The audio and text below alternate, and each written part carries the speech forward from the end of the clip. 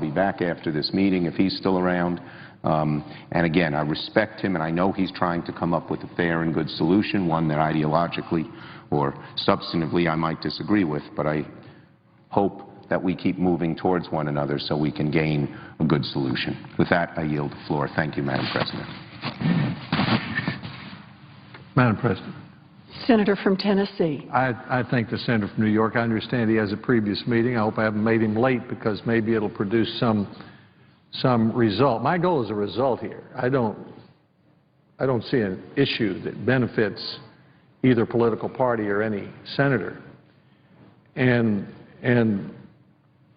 the questions that we who have been working on this have asked the Congressional Budget Office is very simple. We've said our goal is to create a permanent solution along the lines that the President recommended and the House of Representatives has now passed that neither costs the taxpayers additional money or overcharges the student. So please give us what the interest rates would be and what the type of loan should be. And so the Congressional Budget Office, the nonpartisan Congressional Budget Office, goes through all of this, and they suggest a variety of options that we have. What they have told us is that the proposal of the bipartisan group comes as close to being equal as one can get. It's about nearly $1 billion over 10 years, which when you're loaning $100 billion a year is sort of a rounding error. So the intention is to say that we're going to loan it to the students for what it costs the government to borrow the money, but we're not going to overcharge the students and we're not going to ask the taxpayers to pay additional subsidy.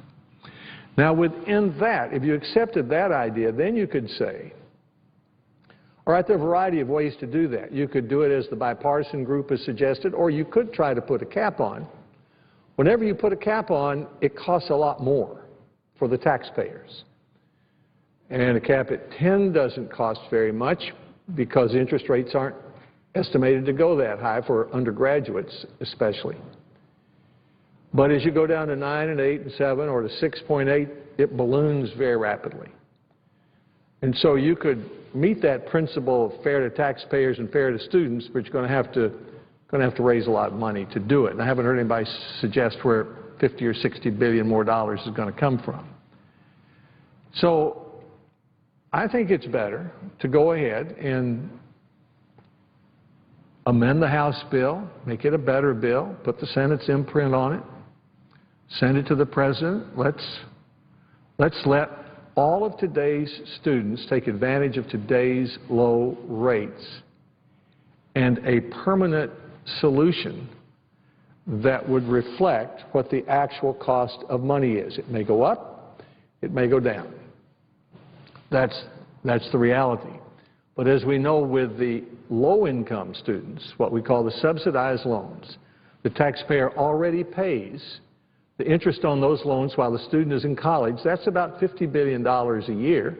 I mean over 10 years. And the rate is at, and those students are also eligible for Pell Grants, most of them are, and that's about $350 billion over 10 years. So there's substantial subsidy. And the Senator mentioned the Fair Credit Report Act. The Fair Credit Report Act is a way that the Congress has said the CBO should count when it's making these kind of computations, so it does that. But it also does it according to a fair value method of accounting.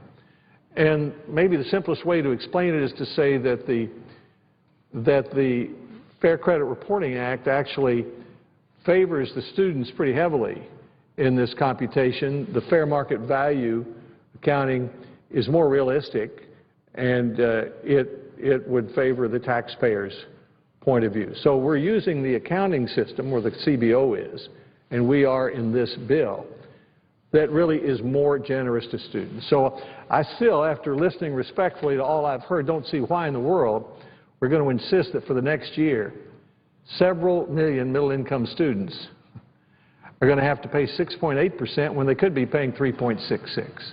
That's what I can't understand. And I hope we continue this debate, and tomorrow we'll have at least one vote on it. And I hope after that we have more discussion, that we come to a result, because there are a lot of families waiting for us to make a decision. The President's weighed in. The House of Representatives has passed a bill. We've got a bipartisan bill on the floor. We need to come to a result, send it to the President, so families can make their decisions about how they're going to pay the college bills. I thank the President, and I yield the floor.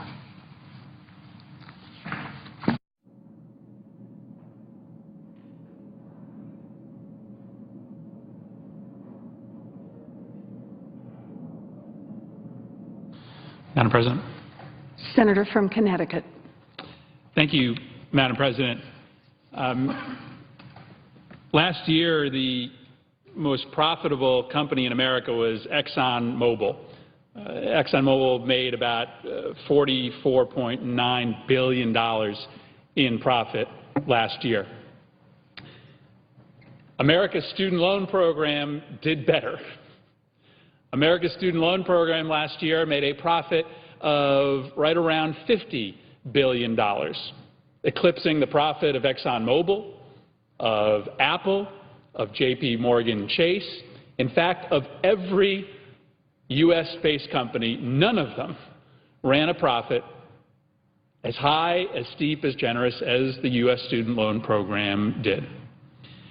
Madam President, why I'm coming down to the floor today to support a one-year freeze on student loan rates is because, as you have led this argument, that's the discussion that we should be having.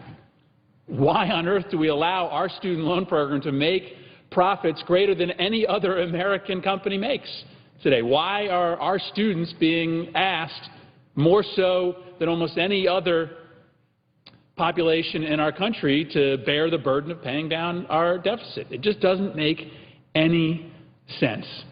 And so it's time that, in the context of the Higher Education Act, which we are hopefully going to debate later this year, that we have that broader conversation. And this bill on the floor now, giving us a one-year freeze to keep students where they are today, paying a 3.4% interest rate, it just makes sense, both in the short term, to try to make sure that students don't have to pay upwards of $5,000 more over the course of the repayment of their loan, but then allows us to start to have a conversation with ourselves as to whether or not we want to allow the student loan program to be the most profitable company in the United States on the backs of students. This matters to me, Madam President, because I'm one of the millions of young Americans that are still paying back my student loans. My wife and I are paying them back as we speak, and of course with two young little boys at home, we're also scurrying to save as much as we can to pay for their future college costs. Now, I'm not going to sit here and complain, because between my wife and I, we make a pretty good salary, and we can afford to pay back our student loans, and we can afford to squirrel a little bit away for our two little kids. But our story is not the reality for millions of other young families who can't afford to do both of those things. Well, the average college graduate in this country has a much lower unemployment rate than other Americans, somewhere around 4 or 5%. Young college graduates today stand at an 8.8% unemployment rate and an 18.3% underemployment rate.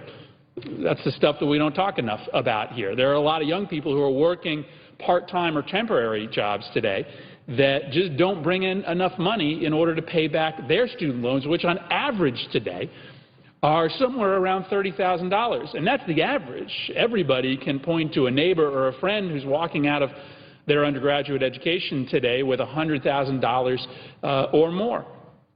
And the fact is that there are just millions of families in the position that my family is in. We are squeezed between paying back the debt that we owe and trying to put away money so that our kids don't have to have the same kind of debt that we do. That's money that doesn't go into the main street of our economy, that doesn't go to fix up your house and put a carpenter to work, that doesn't go to the local grocery store or to the restaurant around the corner. It's money instead that gets sent, by and large, to the big banks. It doesn't make sense. And this bill on the floor today allows us to have this bigger, broader conversation. I'll say this, though, Madam President. We're fooling ourselves if we think that the solution to our higher education affordability crisis is just the interest rate that we pay on loans. It's not. And shame on us if coming out of the resolution of this debate, which I hope comes in the next couple of weeks, we don't step back and say that there's so much more that this Senate and this Congress can be doing to take on the broader issue of affordability. You know, students took out about $113 billion in student loans this last year, and that's double what they took out just 10 years ago. We can't afford to have the amount of money being taken out in student loans double on a decade-by-decade basis. That will bankrupt not only our students, but it will bankrupt our country no matter what interest rate we put on these loans. And so in the context of the Higher Education Act, we got to start challenging schools to think out of the box when it comes to assessing the cost of education. Wesleyan University in Connecticut has given the option to students to get a degree in 3 years instead of 4. More and more schools are moving to cheaper but still high-value online education. Probably time that we step back and ask even tougher questions about whether or not it makes sense to award degrees based on a largely arbitrary number of credits, rather than an assessment of the skills that you have gained, maybe over 4 years, but frankly, maybe over 2.5 or 3 years. If college really is about preparing students for the workforce, then maybe we should be awarding degrees and costing out degrees based on whether or not you're ready to enter the workforce, not just based on if you've gone the requisite number of years or taken the requisite number of courses. Maybe 50 years ago we could afford the system that we have, but we can't any longer. But we can't have that conversation if we don't settle this one. And so my hope is that we will be able to extend the 3.4% interest rate for the time being, and that we can have a serious conversation about the issue of profitability in the long run. Lastly, Madam President, I'll just say this. Senator Alexander has left the floor, but the Republican proposal is just temporary as well. He's right to point out that for a certain subset of individuals who don't qualify today for the 3.4% interest rate, the Republican proposal may, in the short run, provide a different lower interest rate. But we know that interest rates are just going up. We know that their proposal is no less temporary than the one-year freeze that we offer, because ultimately, in the long run, or frankly, in the medium run, those students who today might qualify for a lower rate are going to be paying a much higher rate in the not-so-distant future. And so we're kidding ourselves if we think that the benefit of the Republican proposal is that in the long run, students are all of a sudden going to gain the benefit of today's interest rates. It's just not how things work. It's not how the trend line is going. Madam President, lastly, about a month ago I was sitting with a group of counselors at a local after-school program in Danbury, Connecticut. And they were all sort of working part-time jobs and counseling kids at this after-school program just because they believed in the program. These were community-minded kids. They were the salt of the earth, kids that really cared about trying to help out disadvantaged youth in their neighborhood. But none of them were going to college. And I asked them, I said, you know, are you not going to college because of the cost? And they looked at me like I had 3 heads. I said, of course the reason why we're not going to college is the cost. We would love to be in college today, but there's just no way that we can afford it. And the fact is that we're looking at 4.4 million students over the next 10 years who are likely to not be able to afford college simply because of the cost. And the difference between 3.4 and 6.8% can be $5,000 for some students over the course of the repayment of their loan. That is the difference maker for students. And we're kidding ourselves if we don't think that 18 and 19-year-old kids aren't doing the math when they're deciding whether they can afford to go to college or not. They are much more sophisticated than people on this floor think they are. They understand that the deal that we are potentially giving them on the floor of the Senate is one that will make college unaffordable for tens, if not hundreds of thousands of students. Shame on us if we don't have a better answer for those kids in Danbury, Connecticut, and millions others like them across the country who just want a shot at college and want to make sure that they alone are not asked to pick up the burden of paying down the deficit of the United States. With that, Madam President, I yield the floor.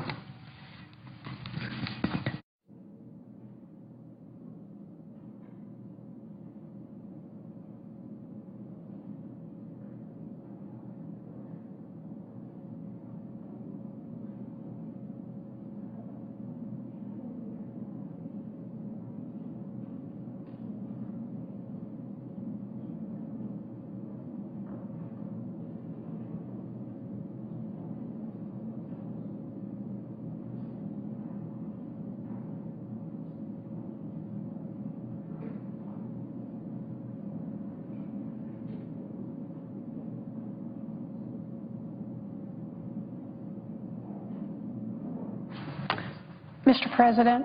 Senator from Massachusetts. Mr. President, I rise this evening in support of Keep Student Loans Affordable, the bill that's been introduced by Senators Reid and Hagan.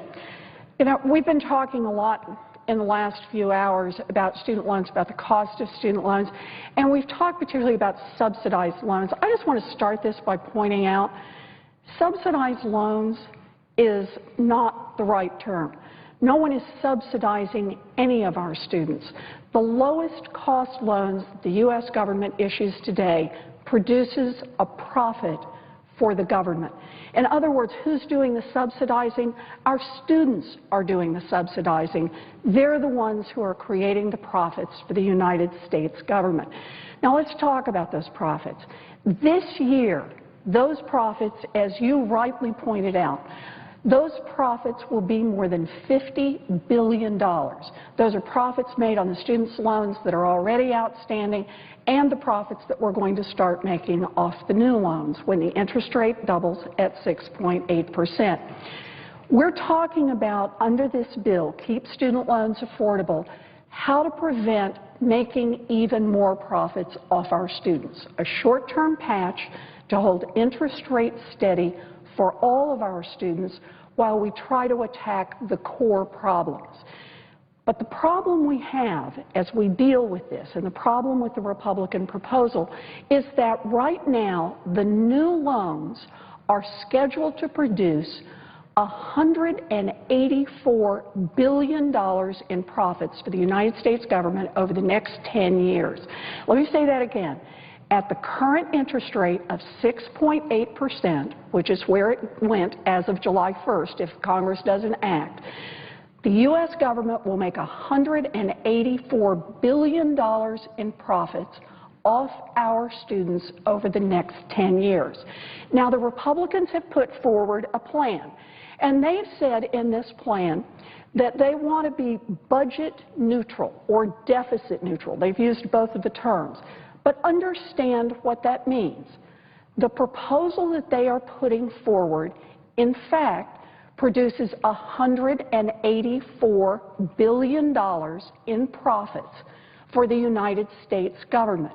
In fact, the Republican plan goes just a little beyond that and produces an extra $1 billion in profits for the United States government. That's what the Republicans are putting forward. Now, how can you sell something that says we're going to make $185 billion off the backs of our students? And the answer is, according to the Republicans, offer them a teaser rate. Tell them that just next year we're going to keep that interest rate low. And the year after that, well, it might be a little bit higher, and the year after that, it might just be a little bit higher than that. And don't ask any questions about the years going forward. But understand this. Senator Alexander, for whom I have deep respect, made the point that he just wanted to use the CBO scoring numbers. That's the neutral arbiter of what things cost. What does the CBO say about the Republican plan? And the answer is it will produce more, that is just a little bit more, than the same $184 billion in profits that come from doubling the student loan interest rate to 6.8%. In other words, what the Republicans are proposing is the same thing you got in the mail when you got the 0% interest teaser rate credit card. Boy, we'll give you something cheap up front. Don't read the fine print. Don't see what's going to happen on down the line. Or the same thing that happened with the teaser rate mortgages. Nice low payments at the beginning until the whole thing exploded later on. That's the Republican plan. It's not a fix.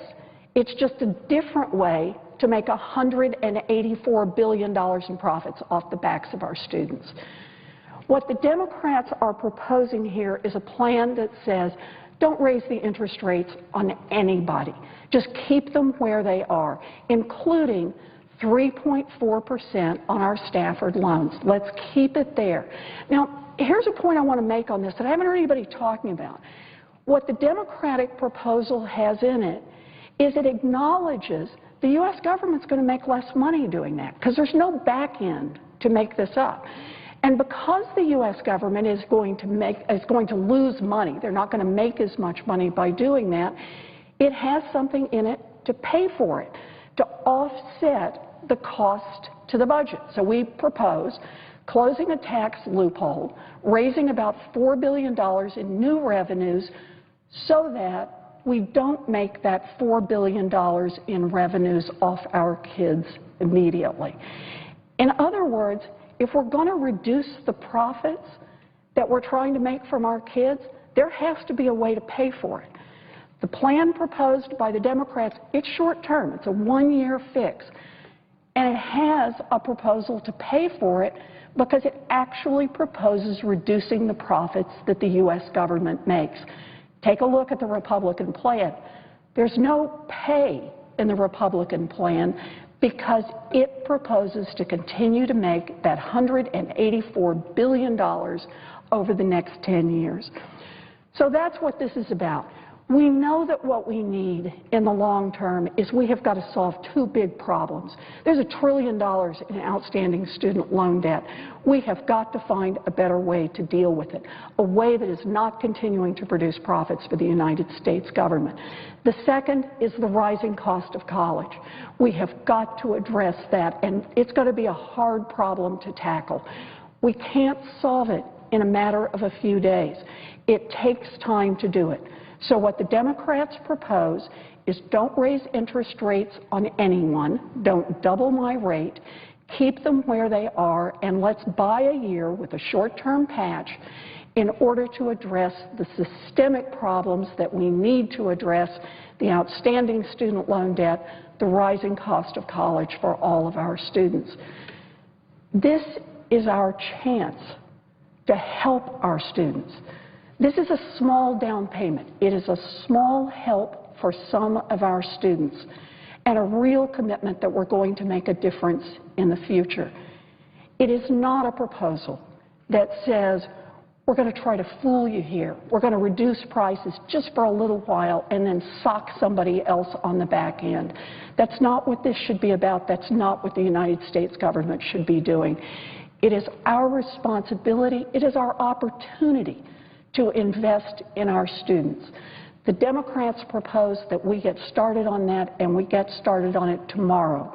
I support Keep Student Loans Affordable. I commend Senator Reid and Senator Hagan for their work on this, and I hope that tomorrow this body will come together and pass it for our students and for our country. Thank you, Mr. President. I suggest the absence of a quorum. Clerk will call the roll. Mr. Alexander.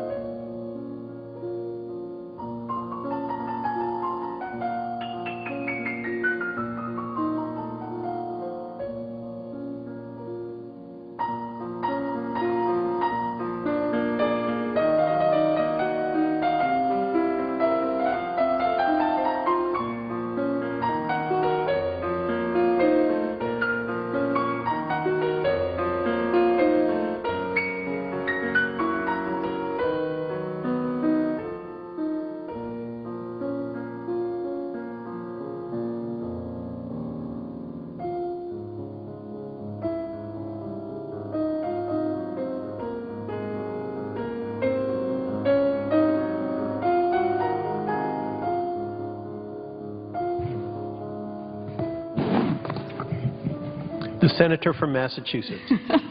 Mr. President, I ask unanimous consent the Senate proceed to a period of morning business with senators permitted to speak. The Senate is in a quorum call.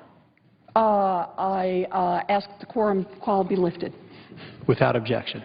I ask unanimous consent the Senate proceed to a period of morning business with senators permitted to speak for up to 10 minutes each. Without objection. I ask unanimous consent that the Senate proceed to executive session to consider the following nominations. Cal number 192, 193, 194, that the nominations be confirmed en blanc, the motions to reconsider be considered made and laid upon the table with no intervening action or debate, that no further motions be in order to any of the nominations, that any related statements be printed in the record, that the President be immediately notified of the Senate's action, and the Senate then resume legislative session. Without objection. Mr. President, I ask unanimous consent the Senate proceed to the immediate consideration of calendar number 94, S-Res 151. The clerk will report. Calendar number 94, S-Res 151, urging the government of Afghanistan to ensure transparent and credible presidential elections, and so forth. Is there objection to proceeding to the measure? Without objection.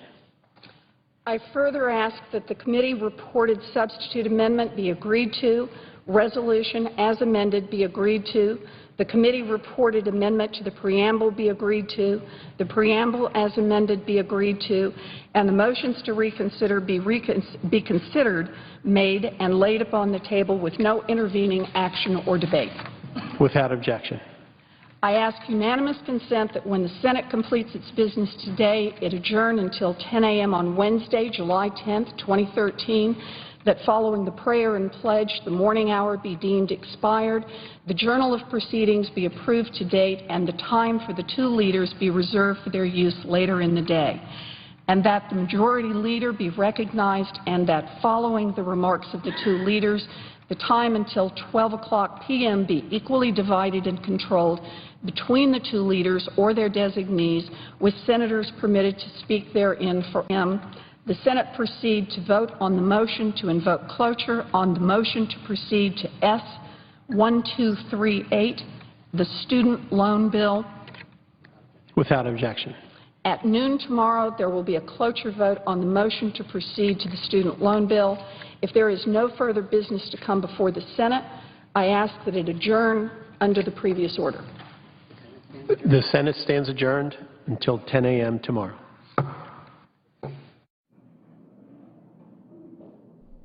The Senate today approved the nomination of Jennifer Dorsey to be a U.S. District Court judge in Nevada. The Senate also continued work on legislation aimed at addressing the doubling of student loan interest rates. A vote to cut off debate on the measure is scheduled for tomorrow. The Democratic proposal would restore the 3.4% interest rate on student loans for 1 year.